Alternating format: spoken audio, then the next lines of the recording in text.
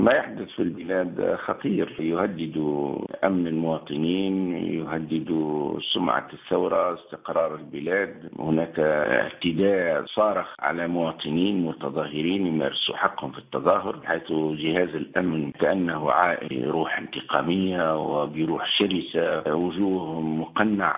إذا كان رجل الأمن يعمل بوجه مقنع معنى كانه إصابة سرية، معنى ذلك أنه هو خايف من أن يصوروه وأنه يتحمل مسؤولية، أن نحمل وزير الداخلية مسؤولية هذا العنف الذي يمارسه أعوام، كأنه نحن مع بن علي جديد، بحيث هذا لا يتحمل إلا الاستنكار وتحميل الحكومة ووزير الداخلية مسؤولية هذا العنف الذي طال صحفيين وطال حتى مواطنين عاديين وطال شباب يمارسوا حقهم في التظاهر وفي التعبير السلمي. الجانب الآخر نحن نستنكر ما تعرضت له أحياء كثيرة وممتلكات شخصية ما تعرضت له من نهب يهدد استقرار البلاد. نحن نرى كان هناك إصابات دمرت استاد نتاع الرادس، دخلت في المنستير لفض اجتماع عقدته النهضة، دخلت في قليبيا، دخلت في الحمامات. يعني نحن نشك حقيقة في أن هناك عصابات تريد هز الاستقرار في البلاد وإرسال رسالة واضحة للشعب التونسي: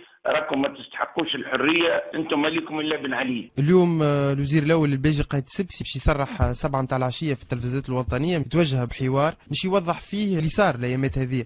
حسب رايك سي راشد شنو تنتظر من خطاب؟ حسب رايي تاخر، كان لازم يقع من نهار الجمعه، ما يبقاش التوا، لكن على كل حال ان ياتي خير من ان لا ياتي. انا نتوقع من رئيس الحكومه باش يضع النقاط على الحروف ويحدد مسؤوليات فيما يقع الان في البلاد من هز للاستقرار، من تهديد للثورة. هناك تردد واضح في الحسم مع أنصار الحزب البائد، هناك مجاملات وهناك تراخٍ في متابعة الذين أجرموا في حق هذا الشعب. عماد طرابلسي يأتي بالكرافات متاعه، يأتي معناها مصان، عشرات الآلاف مروا على السجون وكلهم مش نقول عذبوا أن ما نطالبوش بالتعذيب، ولكن كلهم خضعوا لتراتيب السجون. ليش هذا ما يخضعش لتراتيب السجون؟ ما نطالبوش بالانتقام والثار، ولكن طالبوا بالعدالة. هذا هو. عماد الطرابلسي يتعامل معه بالطرق الحضارية، وشباب الثورة يتعامل معه بالقمع. هذه هي العدالة. نحن نعرف وقت الواحد يدخل السجن، مجرد ما يدخل السجن ما يخلونش حتى سبتة،